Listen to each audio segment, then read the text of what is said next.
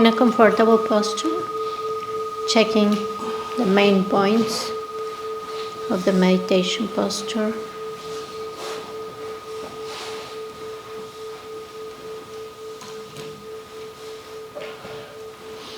Head in balance, forehead, eyelids relaxed. Relax your jaw, tip of the tongue behind the upper teeth touching the palate. Tuck your chin, straighten your vertebra, relax your neck and shoulders. Leave your spine straight. Relax your torso. Relax your arms, leaving some space in between your arms and torso. Relax your hands on your lap or your thighs. Relax your legs. Find stability. Relax your feet.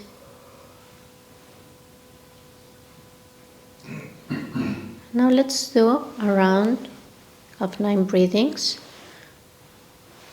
Touch your thumb and the base of your ring finger. Close your hands. Put them in the joint of the thighs and hips.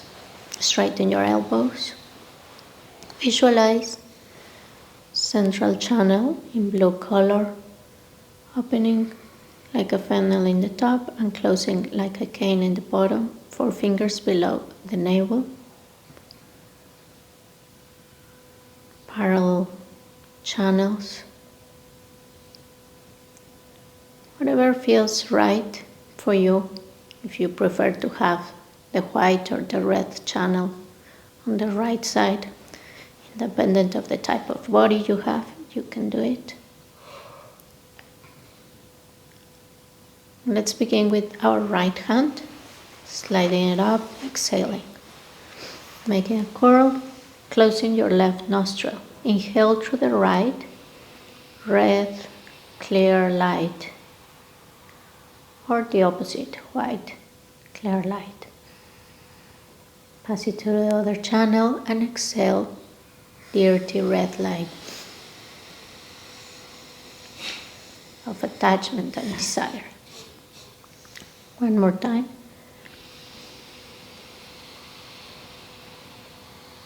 Close your right nostril, and when you exhale with the left hand, do a movement along your knee, stretching your fingers out. One more time.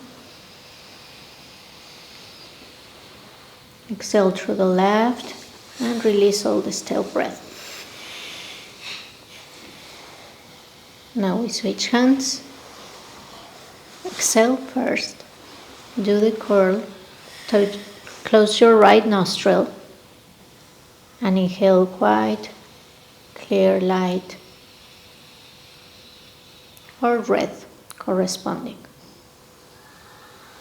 Close your left nostril, pass it through the other channel, and exhale white, dirty light of aversion. One more time. Close your left nostril, and when you exhale through the right, extend your other hand on your knee and your fingers. One more time.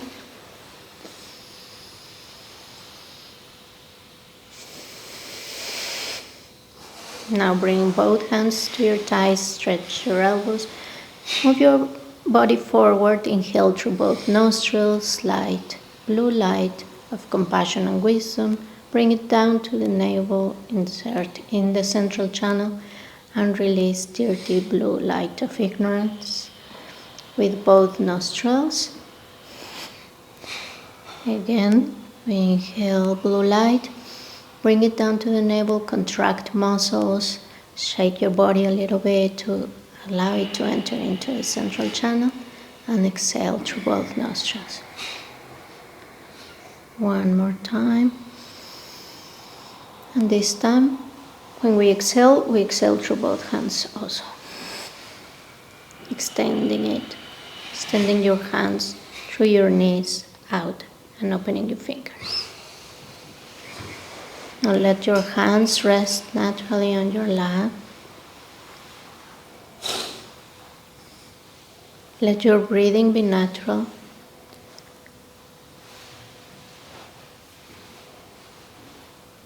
Check that your body is relaxed, and if you find any points of tension, consciously relax them with the out breath.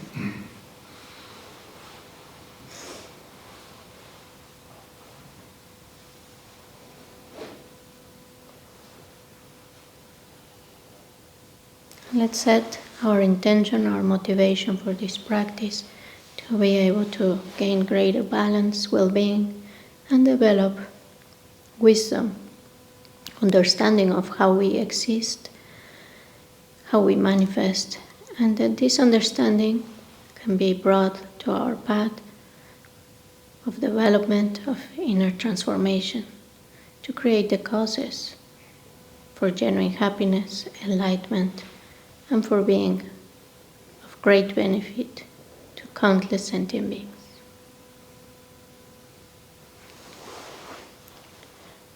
Now continue resting in the present, releasing any concerns of the past and the future, just resting and relaxing deeper and deeper, finding stillness both in body and mind.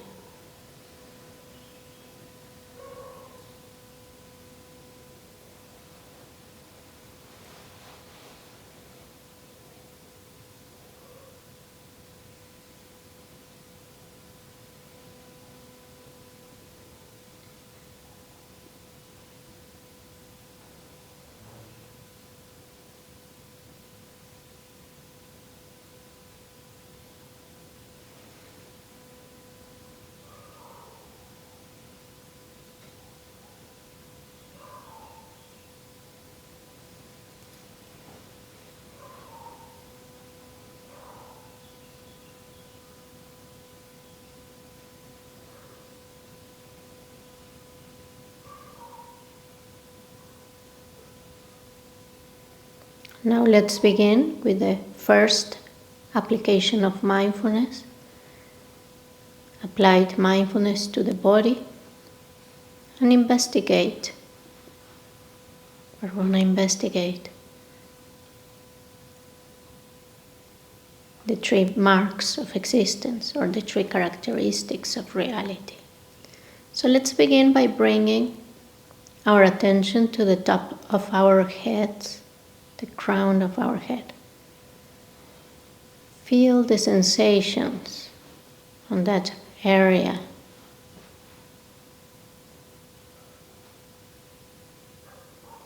Observe them closely.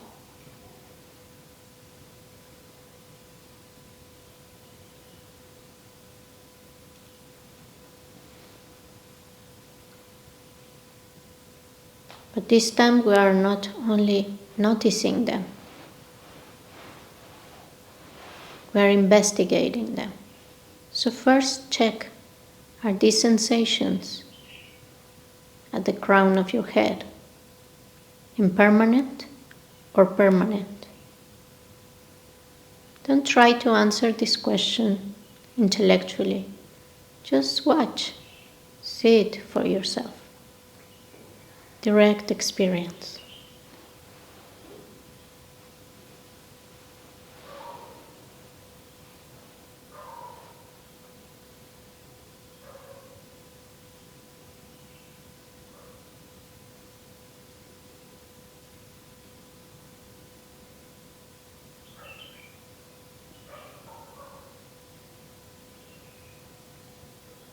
Now scan three-dimensionally down your body and bring your attention to the forehead,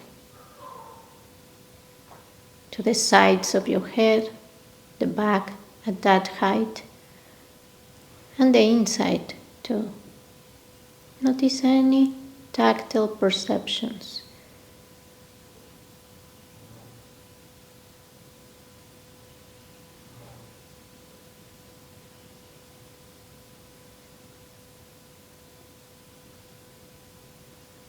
and observe. Are they permanent or impermanent? Are they changing?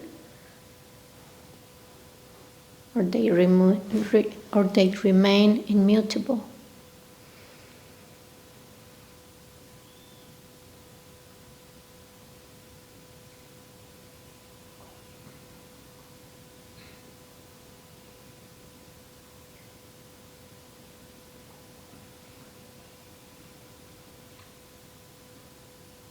Sensations of movement, pressure, tingling, temperature, fluidity.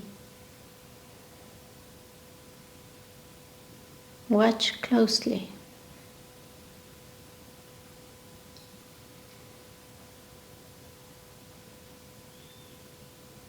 Now bring your attention down to the level of the eyes, eyelids,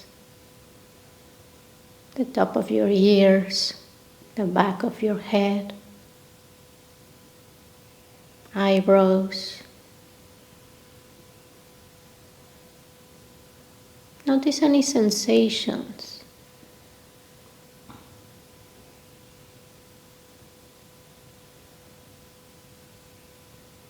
Sensations in your eyes, inside your head.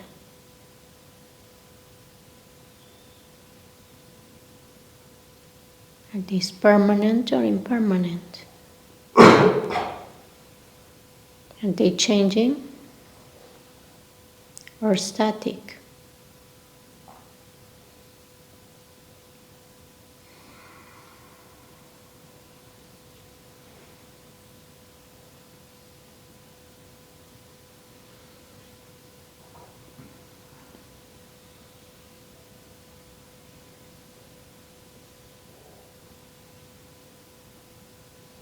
Bring your attention to your mouth, tongue, to your chin, your lips,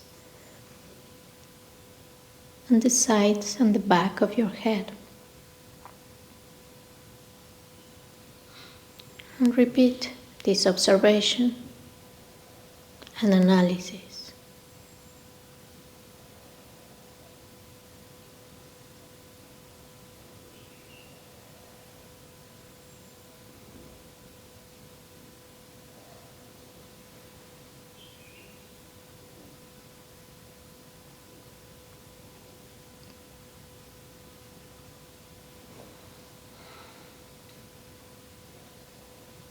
Now notice the sensations in your neck and shoulders.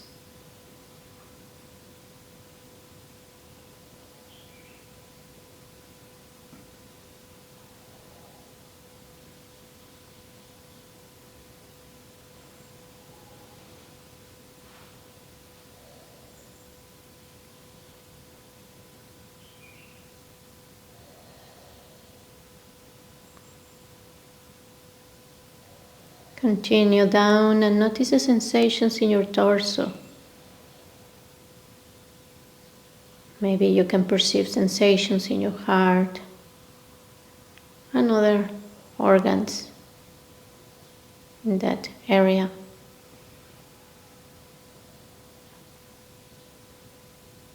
And ask the same, are these sensations permanent, static? They are in a state of flux and change. They are impermanent. They are arising moment by moment, arising and dissolving, transforming, giving rise to new sensations. Scan your arms all the way to your hands and each finger.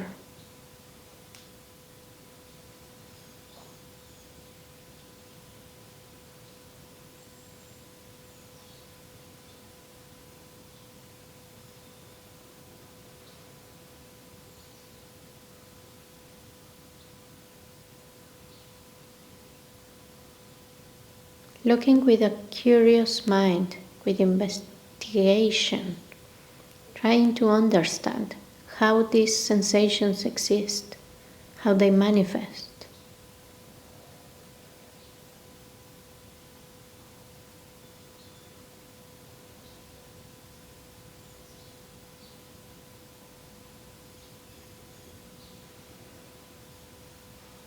Now bring the attention to your hips and buttocks.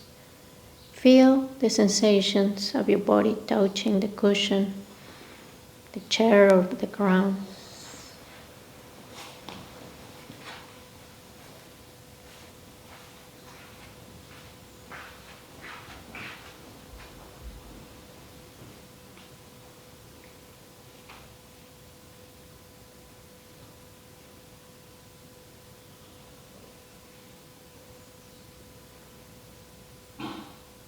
Continue with your thighs. Feel the sensations in that area.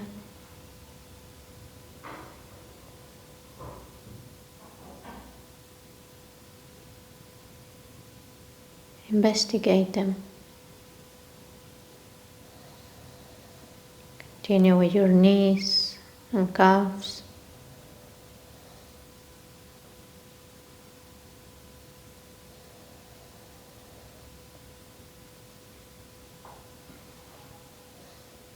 Then go to your feet and toes.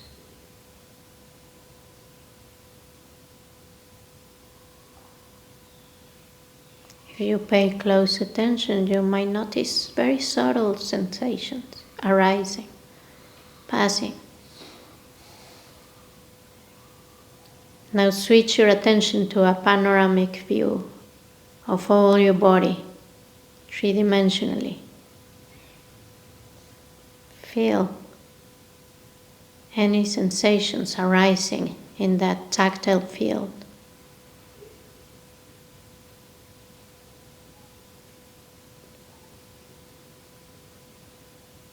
You don't have to think of your body or visualize it or have a mental image. Just focus on what is there.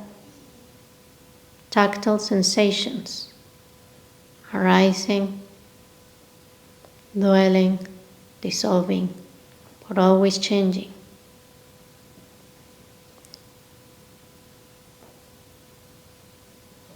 Observe the impermanence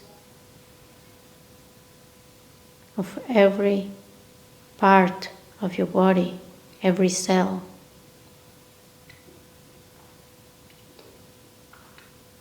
In constant change.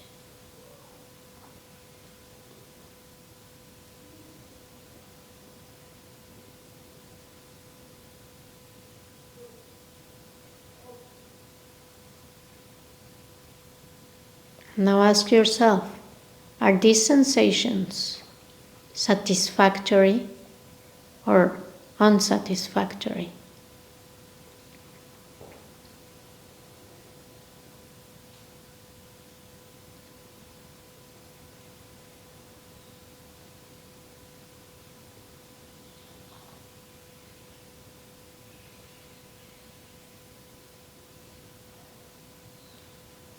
Does this body and these sensations have the ability to make you happy constantly, to give you pleasant sensations?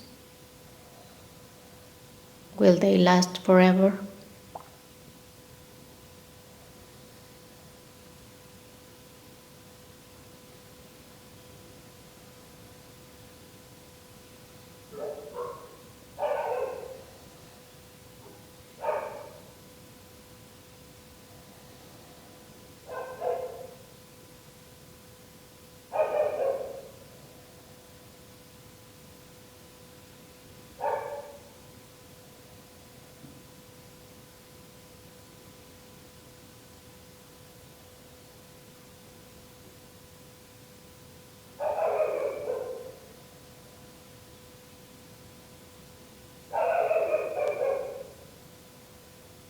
If you get distracted, bring your attention back to the body, to the sensations in your body, whether a sensation, attention of all your body, or you can Do the scan again from top to bottom. But keep your attention in the body. Ignore sounds and other perceptions that might arise and pull your attention. And now question, investigate. Are these sensations in my body mine? Do they belong to me?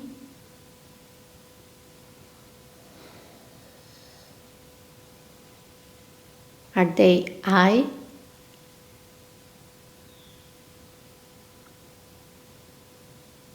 Or they belong to the I, to the self? What makes them mine? What makes them I? Observe closely. Try to find the answer.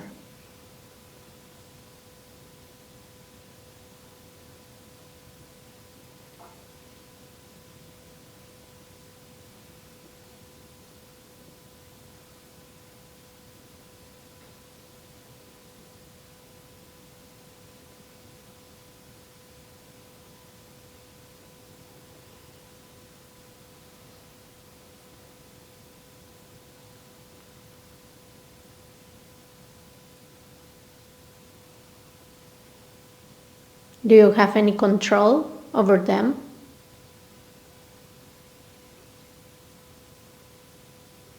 Or they just arise and you perceive them and then they dissolve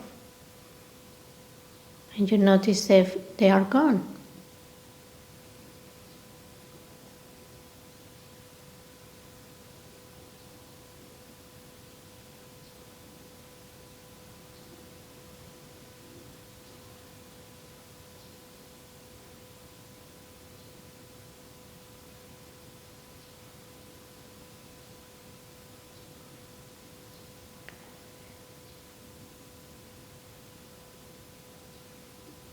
Now, rest with that understanding to gain that insight into the empty nature of your body, its impermanence.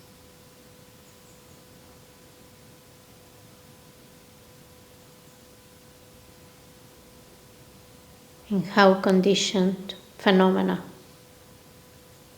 are always unsatisfactory. And just rest in whatever insight you gain, whatever understanding.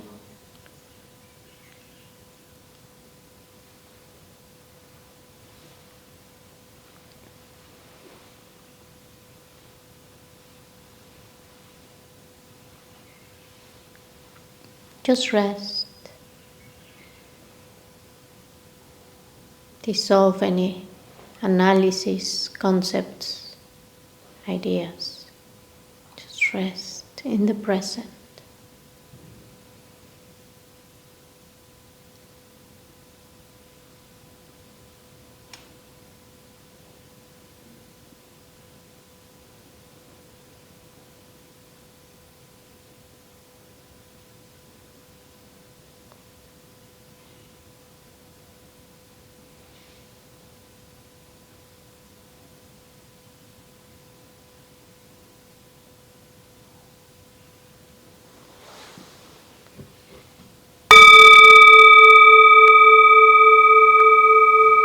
Let's finish dedicating this practice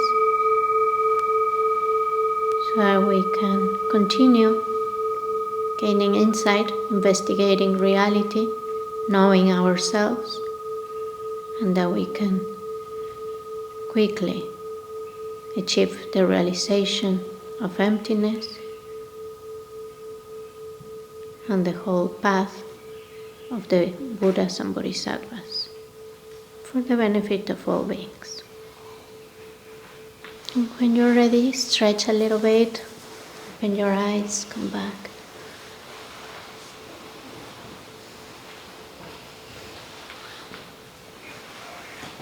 So yesterday we did the meditation on the 3 characteristics or the 3 marks of existence. Do you remember it? Do you remember which were those characteristics, or you forgot? Yes? Who can tell them to me? Impermanence. Permanence? Unsatisfactoriness. And no self. And? Selflessness. Selflessness. So now you see how these 3 characteristics of reality, we don't have to leave them just there like a concept and live our lives as if they were not there. The whole idea of meditation is to start applying it to your practice, to your day-to-day life, and seeing it with your own eyes or with your mind eyes, right? And investigate and gain conclusions and bring those conclusions to transform your life and the way you live. So we have these practices, this set of practices called the 4 applications of mindfulness. So mindfulness, as we saw before, is this mental factor that gives us the ability to recollect, to remember, bringing the attention back to our object. In the case of Shamatha practice, right? You're mindful, you have this mental glue that you connect to your breath, and you're mindful of the breath. But now these practices are called applied mindfulness. We are applying that mindfulness to the investigation of reality. Now, if we are all scattered and distracted, this investigation is going to be very superficial, because if you noticed and your mind got distracted, you see how you can investigate a little, but then your mind starts wandering, and then you have to bring it back, right? But the idea is that the more you practice shamatha, you will be able to do this investigation more steadily and focused, as we discussed with the axe hitting on the same place, right? But it's not only noticing. We're not just being aware of the sensations. We're investigating them. Are they impermanent? Are they mine? What makes them mine? How do they exist? Why do they arise? All these questions is what is going to give us that wisdom, that insight. But we have to make the question. We have to look with that mind of inquiry. And that's the vipashyana part of it, right? So when we go, for example, to a 10-day vipassana retreat with the Goenka tradition, there are very nice retreats, and Goenka speaks in the evenings. They put a recording of Goenka because he passed away, but they recorded him. And he explains these 3 marks of existence very clearly. But yet, somehow, many people tend to ignore that part of the teaching. And then they just stay with the scanning of the body, just observing up and down the sensations. Well, that's not going to be transformative if you don't ask the questions, if you don't investigate, right? If you're just sitting and observing, yeah, a dog can do that, a rabbit can do that. I mean, it's not difficult to just observe the sensations, but we have to put the investigation for it to become a vipassana practice. Otherwise, it's not even shamatha, because we're switching object. We're moving around our attention. It's more like the modern version of mindfulness or choiceless awareness, which can have benefits, of course. To be aware of what's going on in your body is good. It's something we practice in between sessions, and it's very beneficial. But here we want to do the inquiry. So for the first cycles, we can just look and do scan in order to find that relaxation, that bringing the mind to the present, or like a mindfulness practice of just being in the present.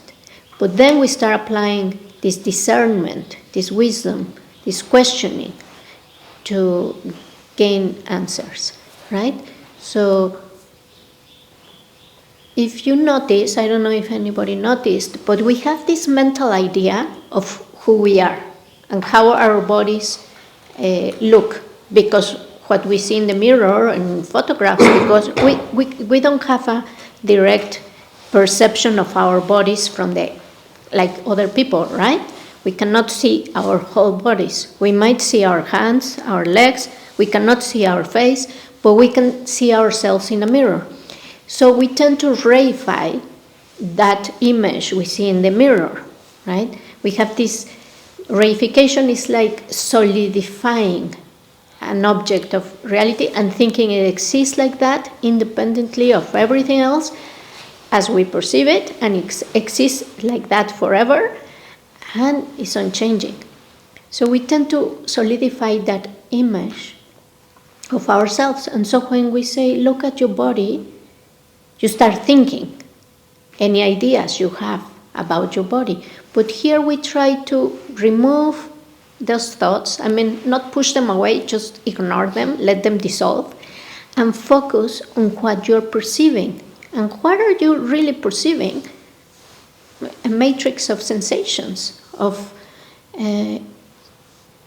tactile sensations, of solidity, fluidity. We call elements in the Buddhist traditions. They talk about the earth element being the solidity, the water element, the fluidity, the blood, the saliva, the liquid in our eyes. We feel that fluidity. We have the air element. We feel the movement, tingling, sensations of vibration, the breath, all that associated with the air element.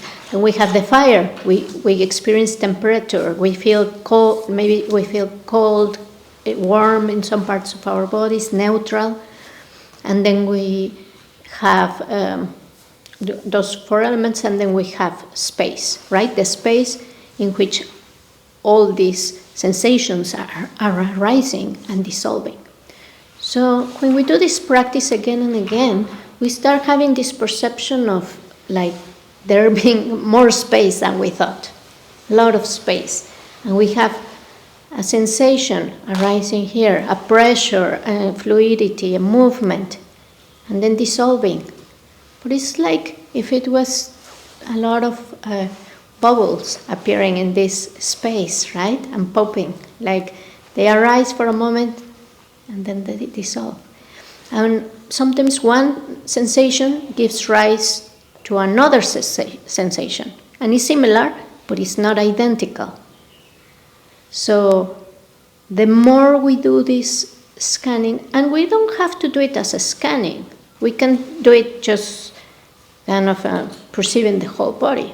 But doing the scan helps you focus on one area. For example, here, if you notice when you focus on this area of the forehead, you start feeling a lot more sensations that you normally are conscious of. So when you focus in one area and go slowly down, you can perceive much more. But as we do this practice, we can refine this perception and investigation, and even become aware of things that are below the conscious threshold, like perceiving organs. I mean, the heart, we perceive it because it's beating, right? Heartbeat. But if I tell you, can you feel your liver? Maybe just when you have pain, or your kidneys, or other organs. Most of the time, we're not perceiving them, right? Because our attention is all scattered. There's a lot of things going on in reality, moment by moment, but we are not aware of them. Because we are daydreaming, we're distracted, we're fantasizing, desiring something in the future, regretting something in the past. So the idea is to be very present, but doing that investigation. And right now, we are only applying it to the body and only to sensations, right? Then we will do the other 3 applications of mindfulness. The next one will be feelings: pleasant, unpleasant, and neutral. Then we will investigate the mind, mental phenomena, in the same way. And then, once we train in this, we can investigate all phenomena. The idea is to bring this investigation to everything: persons, situations, our body, objects, all our experience, all perceptions of the senses and mental perceptions, right? And if we do this investigation again and again, posing these questions, then we can gain insight an understanding that is liberating. Okay? So try to implement this practice, do at least a session a day, so that you can start perceiving your body as it is, not as you think it is. And then this label, investigate that label. We say, my body. Sometimes we say, this is my body. Like there is an observer, a subject that possesses the body, is the owner of the body, right? But sometimes we have this perception of, I am my body, me. We even point to the body here or in the head and say, me, this is me. So, how is it? Is it mine or is it me? How does it exist? And then, do I need to have all of it in order to be me, or just a part of it? Let's say they remove my legs. Is it still me and mine, this body? And we remove the arms. We remove the torso. You only have the head. Is it still my body? Is it mine or not? Right? So we have to keep doing this investigation again and again and again. Thank you. This one we have to reopen. It's a bit small. Yeah. Yeah, we can. It's okay. It's okay. Okay, you're going to receive a lot of handouts for your practice, but maybe not today. So, any questions? Yeah. Two questions actually. First one is when you did the body. Can you speak louder so everybody can hear you? When you did the body scan today. Yeah. So you're talking about in the end one feeling leading to another, so openness that comes in and space in the end, right? So the question is the objective to dissolve the notion of the body, or is it to get a sense of the subtle body, like tap into the energies and the... Okay, no, the objective is not to dissolve. He's asking if by doing this exercise our objective is to dissolve the body or to become more aware of the subtle body or the energies. Not really. Like, of course we can start gaining insight into that, but the idea is to observe and see reality as it is, not as we project it to be. We have this projection that our body is permanent or is unchanging, or somehow you're not perceiving the change in your body. You suddenly look at yourself in the mirror and you say, I'm older, I have more wrinkles, I have more white hairs, but you are not very conscious of how day by day, moment by moment, those changes are occurring, right? It seems like there's some permanence there. And then we are labeling all the matrix of physical parts as one, as a body, my body, the body. So we're dissolving those constructs of reification, of projecting permanence, and projecting also that this body is a source of happiness. It's unsatisfactory, all conditioned phenomena, because nothing in this reality that is conditioned means it arises due to causes and conditions, can bring us lasting happiness, because by nature it's impermanent and it won't last. So we can't demand from reality to give us lasting happiness if it just can't do it, right? Can't happen. So we can't ask for this body to remain healthy and young forever. We can't. Like, it's an unrealistic expectation, but still we have it. And that's why we suffer a lot. So the idea is to understand how we exist, how our bodies exist, in order to be free. Okay? So the more we investigate, the more we will have a direct experience of reality, and not just an idea or something we read and we learned and we believe. But when you have a direct experience and you realize that you have been confused or living in ignorance, then because you're seeing things as they are, that ignorance just dissipates and you start living according to reality. So we will go more into detail when we reach the fourth application of mindfulness. When we apply it to all phenomena, we will speak more about what will we gain from this practice, right? But right now, it's just investigate the body using these simple questions. Is it permanent or impermanent? Is it a true source of happiness or is it an unsatisfactory phenomena? And is it permanent? Is it mine? Is it I? Does it possess a self? Or there is a self that possesses this body? Is it each part of my body an independent self? Let's say my hand has its own self, its own will, its own independence. Like investigate all your body. And how does it arise? How does it change? How it dissolve? But not just try to answer from memory, but from observation. Okay, so we don't even need to answer the question. We just make the question and look and do the scanning and be present with it. Anything else? Second question. So you spoke about body, mind, and feelings.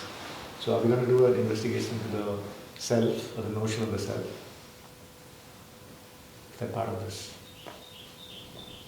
Are we going to do an investigation into the notion of the self? Yeah, we're going to do an investigation of the notion of the self.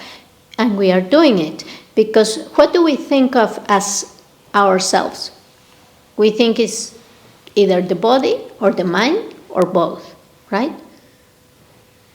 Is there something else that you think is yourself? I feel like each moment is a self, like in a way. Each moment Each moment is a self. Each moment of awareness is a self. It feels like each moment of awareness could be a self, right? So let's investigate that. So not just stay with the feeling, investigate if it's true. And we're going to investigate first the body. Is one of the things we consider ourselves, this body. So we investigate the body. Then we will investigate the mind. And as a separate category, we will investigate our feelings. Why is separate? Because feelings either arise in the body or in the mind, right? There's pleasant, unpleasant, or neutral. But they are so important that they have their own category because everything we do it based on these three feelings. So if something arises to our experience as being pleasant, it doesn't necessarily arise the same object as pleasant to everybody else. But for us, it appears to be pleasant. Then we act with attachment, with grasping, with desire if we don't have it, with fear of losing it. We hold on to it, right? And then create suffering because it's one of the causes of suffering to grasp and have attachment. Now, if we perceive something as unpleasant, what happens? We reject it, we push it away, we fight it, we get angry, we get upset, we don't want it, right? So, by giving rise to this aversion, we are creating the cause of suffering. So, that's why, and if it's neutral, we relate to it with ignorance, with indifference. So, we're continuously creating the cause of suffering because we believe these feelings, because we're chasing all the time for pleasant sensations, pleasant words. We want people to tell us nice things. We don't want them to criticize us or tell us that we are bad or negative things. We want sensory pleasure experiences. We want material pleasure. we want mental pleasure, we want everything that feels pleasant, comfortable, agreeable. And we reject everything that feels unpleasant. And we live and base our lives in these pursuits, thinking that if we can only get rid of all the unpleasant things, we will stop suffering. And if we can get all the pleasant things, we will be happy. But it's an unrealistic expectation, because there's always going to be things we perceive as unpleasant and things that we perceive as pleasant. And then, not only that, the things that we perceive as pleasant, they suddenly change, and they are not pleasant anymore. For example, you eat an ice cream, and you first see it, you desire it, you want to eat that ice cream. Then you start eating the ice cream. The first bites are delicious. You experience pleasure in your body, saturated with pleasure. Your mind is saturated with pleasure. The second bite is good, but it's not as good as the first one. You keep eating the ice cream. You finish the ice cream. And then somebody tells you, you want another ice cream? Okay, you eat the second ice cream. And by the third or fourth ice cream, the experience starts changing. Not only it doesn't feel pleasant anymore, but it starts generating pain. Like you start feeling so cold, your whole face is cold, and it's so sweet. You start feeling aversion to that sugar, that sensation you don't want anymore. But let's say you have to eat 50 ice creams. You have no choice. Well, by the 49th ice cream, you're probably feeling so much aversion that you want to vomit. You reject it. You're probably never going to eat ice cream ever again in your life, right? Because of that experience that is so disagreeable. So how could it change so fast from being a very, very pleasant experience to becoming a very unpleasant experience? It comes from the ice cream. The ice cream is the same. It didn't change. They all came from the same bottle, right? Did you change so fast? What happened there? So we investigate what happens with feelings, because this chase for pleasure is with the hope that it will remain giving you that pleasure, right? That's what happens with addictions. We get addicted because every time we need more to generate the pleasure, but eventually it becomes soul suffering, right? So it's like we are being deceived again and again. And the same happens with something we reject. Sometimes we reject something we have, but then later that we lost it, then we want it, because now we don't have it, right? Like we're confused, and this is creating constant suffering. So all these practices, they're going to help us at least understand the cause of our suffering and stop chasing things that we can't have. Or if we have them, enjoy them while the happiness lasts, and then let them go when they go, right? Or if we're still grasping to them, it will help us loosen that grasping and start accepting that they are gone or that they changed. And it's not easy. It's not easy because we've been habituated not only for years and years, from the Buddhist perspective, from lives and lives. So, of course, we are not going to change that habit immediately. But the more we understand, the more we have freedom to choose how to relate with these objects. So, for example, if we have an idea of something we want, we start desiring it. I'm thinking, oh, and I want that iPhone or a computer or a car or something, right? And because you had that idea that is going to give you some pleasure or some well-being or something good, then don't let go of that thought. If you were able to just let it go, then it wouldn't have any effect. It wouldn't create suffering or pleasure, right? But you start fantasizing. I want it colored red, and I want it to be the last model, and once I have it, I'm going to be able to do so many things with my new phone, and it's going to be so helpful. And then you start creating a fantasy and thinking again and again and again and craving it, desiring it more and more and more and more, and you get obsessed with it, right? What happens? Well, if you don't get it, you suffer. If you get it, you realize that maybe it's not as pleasant as you thought, or it gives you some pleasure the first weeks, and then that pleasure is gone. You give it for granted. You want something else. Or you start getting so attached that if somebody scratches it a little bit or it falls, you start suffering too much, right? We do this with all the things.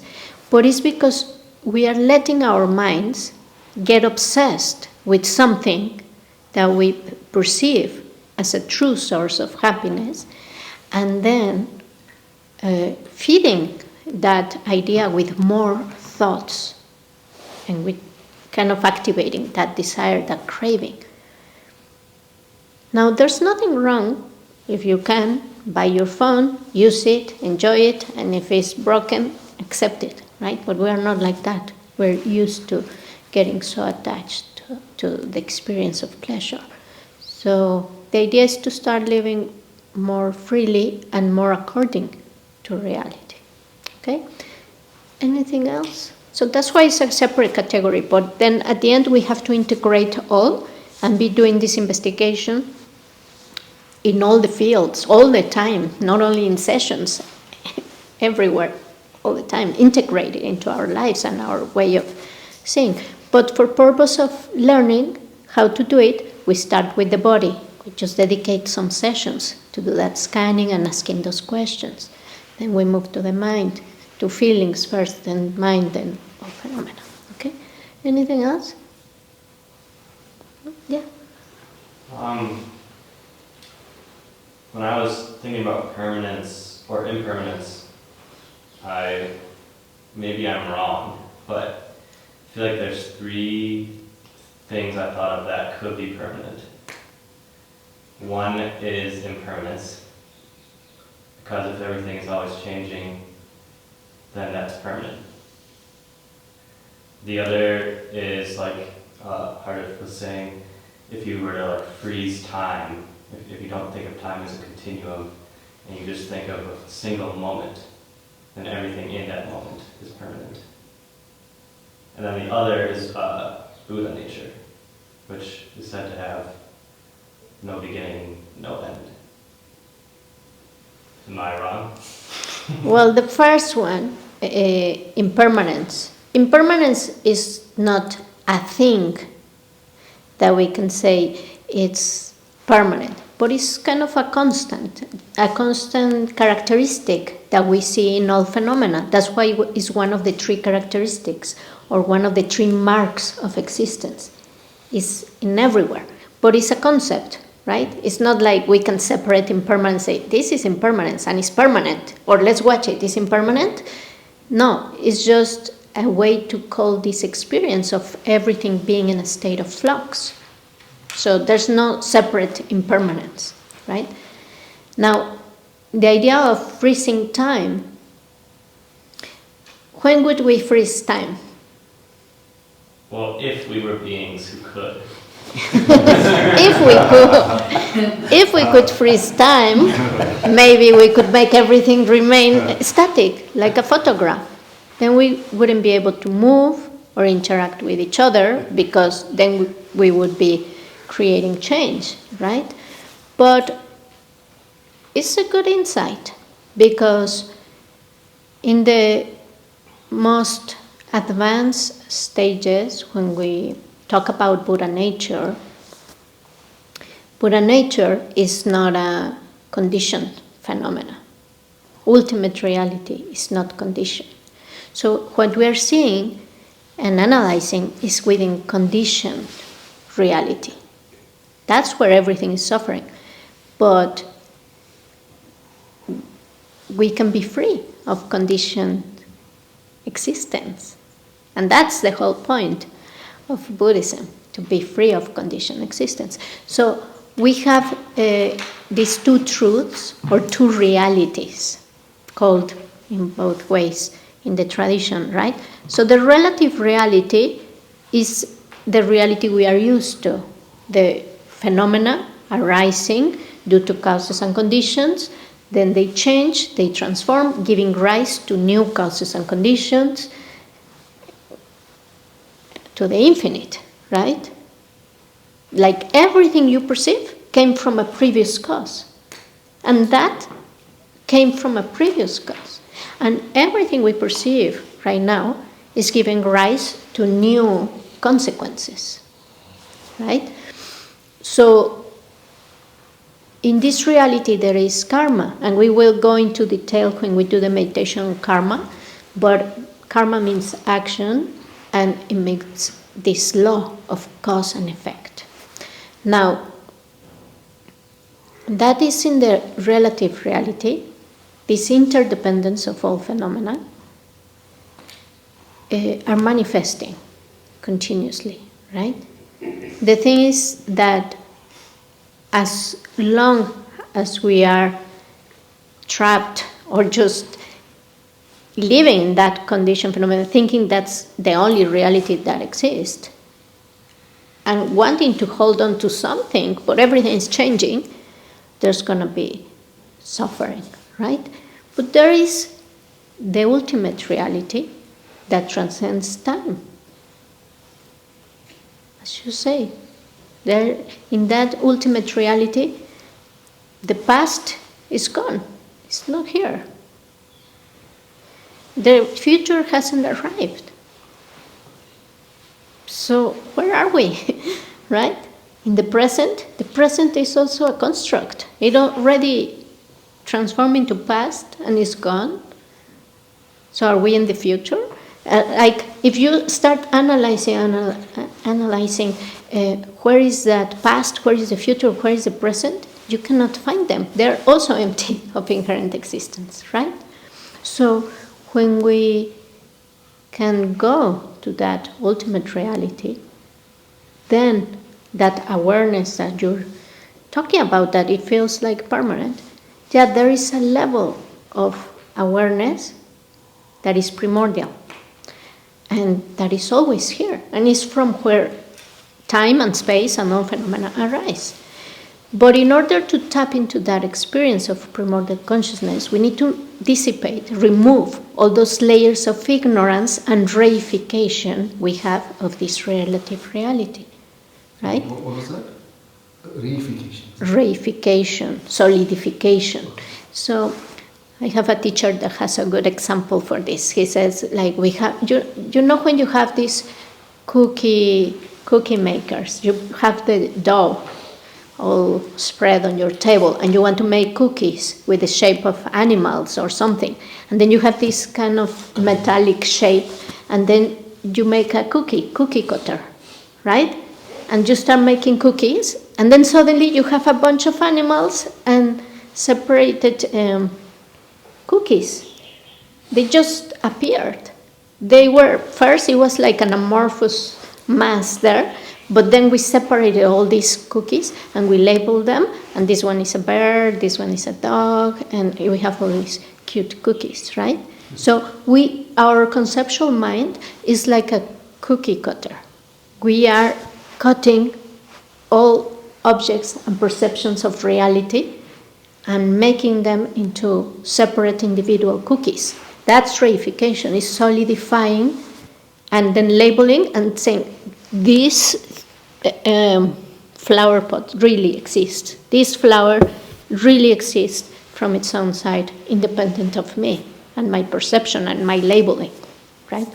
So the more we do the meditations on vipashyana, but keep in mind that it's not only vipashyana. We not only need wisdom, we need compassion. And that's kind of difficult to understand, but we need the two wings of wisdom and compassion. With compassion, we refer to loving kindness, compassion, empathetic joy, all the qualities of the heart, not just compassion, right? But for practical terms, we say wisdom and compassion. And we need these two in order to dissolve all those layers of ignorance and come to that primordial consciousness, which is our Buddha nature. Each one of us has that Buddha nature. Each one of us is arising, manifesting from that Buddha nature, from that primordial consciousness. But we cannot use our limited relative conceptual mind to define it and understand it. So the moment we say, I get it, that primordial consciousness, that Buddha nature is permanent, we are again labeling and separating it from everything else, right? So in the Madhyamaka tradition, you investigate all phenomena, and when you come to Buddha nature, you investigate that it is free of what they call the four extremes. What? The four extremes. Four extremes, okay. And you say, well, it exists. Then you're going to one extreme. Oh, it doesn't exist. You're going to the other extreme. You say, I get it.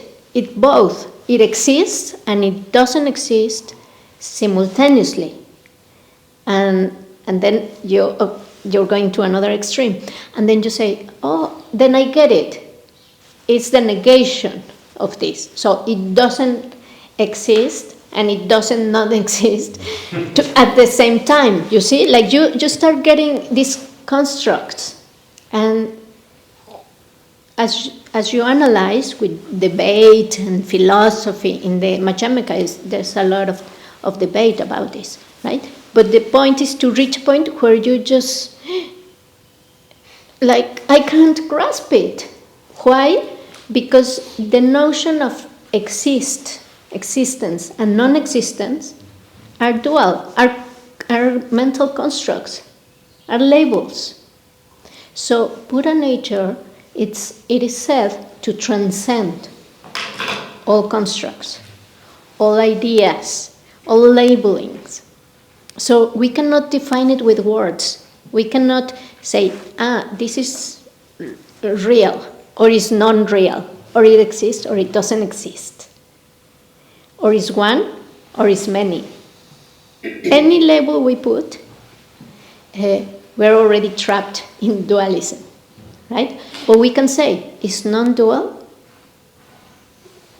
it's everywhere, it's present because it's from which everything arises from it, and it can be experienced. We cannot understand it logically, like by reasoning and reasoning, because we're always going to fall in one extreme. But we can analyze and debate to gain greater understanding and come closer and closer. But there's going to be a point where we need to drop the concepts and just meditate and just experience it directly. Now, in order to do that, let's say the fastest way or the easiest way is to come to a teacher, a realized master, who is dwelling in that experience of Buddha nature, recognizing Buddha nature. Their mind is fused. They perceive the body, they perceive this relative self, but they're not identified with it. They're identified with Buddha nature. So they're resting in that state. And then you come and you ask them for pointing out instructions, for their blessings, for their help to recognize Buddha nature. And then they will give you repeat instructions on how to recognize it. But you cannot take this from a book. You have to be in their presence they have to be dwelling in this recognition of nature of mind, and then they will introduce you to your own Buddha nature, right? That's the ideal. And then if you get it, then you can practice it to kind of stabilize it or make it to come back to it again and again. And there are other practices where you kind of visualize the Buddhas, you ask for their blessings. In the Tantra tradition, for example, you do the dissolving of yourself, generating as a Buddha, practicing as a Buddha, and then reaching a part of the sadhana or the practice where you dissolve that sense of self and then you dwell there. But you need instruction also from a realized master, and need the seed. This is empowerment. So let's say you go with the Dalai Lama, and he's giving an empowerment of Chenrezig, the Buddha of compassion.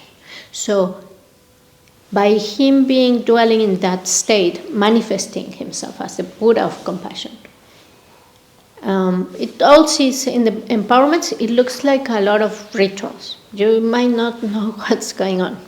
I don't recommend just going from one empowerment to another. It's important to know what you're doing. But they're going to plant a seed in your mental continuum, and then by doing the practice, you will be able to make that seed ripen, right? With creating the cooperative conditions. And then you will practice the practice of Chenrezig, because the Buddha of compassion, because that's the initiation you received, right?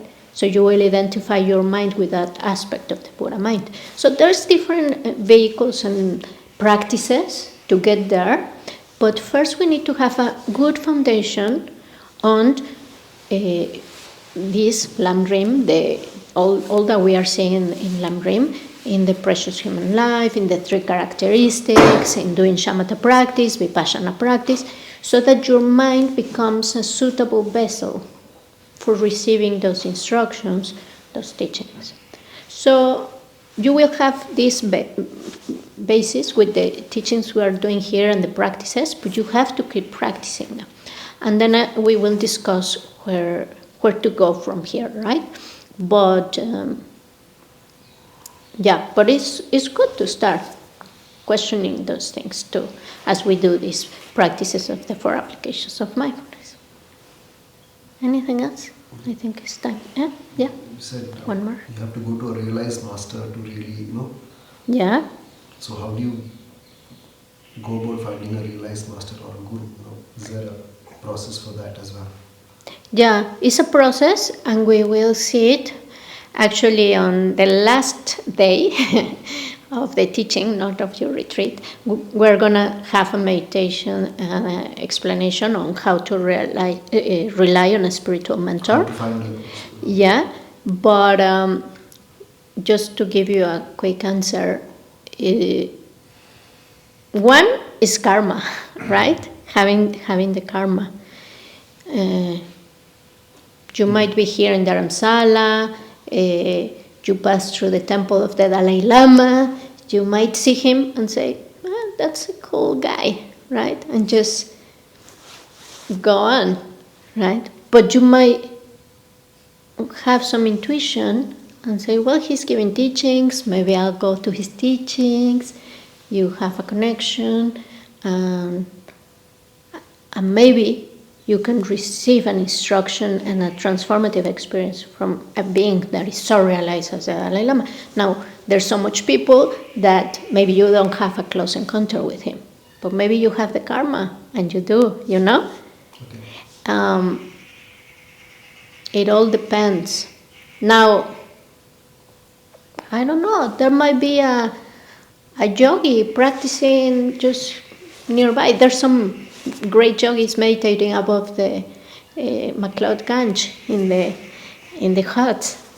And you might go, and they might be in their break from the retreat taking tea, and you start talking with them, and suddenly they're giving you, pointing out instructions, But now in the tradition, there is a lot of communication. Nowadays we have books, we have a lot of information on the internet, so you can be well informed about which teachers are really realized.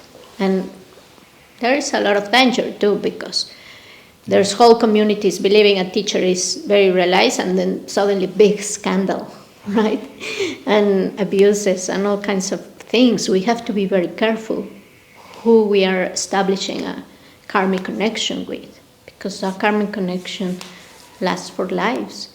And if we're going to put ourselves in the hands of a teacher, we want to make sure they are coming from great wisdom and compassion, right?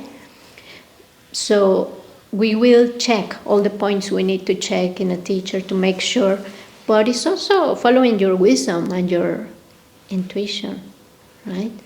And saying, I'm going to recommend some teachers of the different traditions and kind of accessible if you want to kind of... but you have to check also with the people that are studying there, with the teacher, and spend some time there and seeing how they're living and what's going on. For example, if you go to Kopan Monastery in Nepal and you meet with Lama Zopa Rinpoche, it's not difficult. Lama Zopa Rinpoche is a Buddha, is an enlightened being. And just being near him, you can feel it, you can see it, right? But of course, maybe you see it one moment, you don't know. But their students have these amazing stories about him, like he doesn't sleep, he's meditating all the time. All his life is just service to sentient beings. And then you see his kindness to the dog, his kindness to everyone around him. You listen to his teachings on emptiness and you say, wow, right? It gives a transformative effect. And then there's one of his students that was telling me that they went on a trip with him. And for them, it was kind of tiring to do this, because they were walking and Lama Zopa would stop every step and start blessing all the ants and all the insects in the way, and they didn't want to step on anyone, and he was very careful, right? So they went walking very, very slowly, and they had to make sure to bless all the ants and all the little insects. And then they arrived to this remote place, and there were a lot of mosquitoes. And everybody was like, these mosquitoes, killing them, or putting mosquito repellent. And Lama Zopa was looking at them, how they're kind of rejecting the mosquitoes, right? And he just he removes his shirt and lets all the mosquito bite him. And all the students are like, Rinpoche, what are you doing? We don't want the mosquitoes to bite you, and kind of trying to remove them from him. And he says, no, let them. I'm so happy to be able to feed them, to give them something.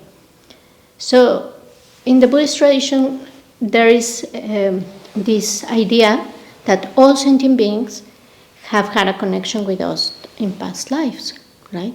And somehow, each and every sentient being has been our mother or our father or our sibling or our son or our daughter, or there has been some relationship with each sentient being.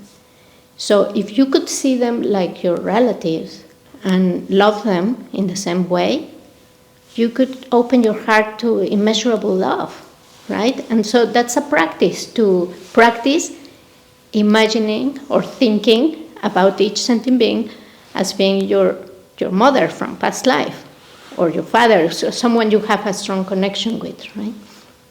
And so when he was eaten by the mosquitoes, he said, I really feel that they are my mothers from past life, so let me feed them. And of course, everything he does is teaching for those people that are around him. But look the level of the teaching he's giving. Like, it's not easy to do that or fake it, right? Most of us wouldn't like to be eaten by mosquitoes, or we wouldn't be so happy to feed them. So there's many teachers nowadays that have realization. We're in a fortunate time. We can come close to them.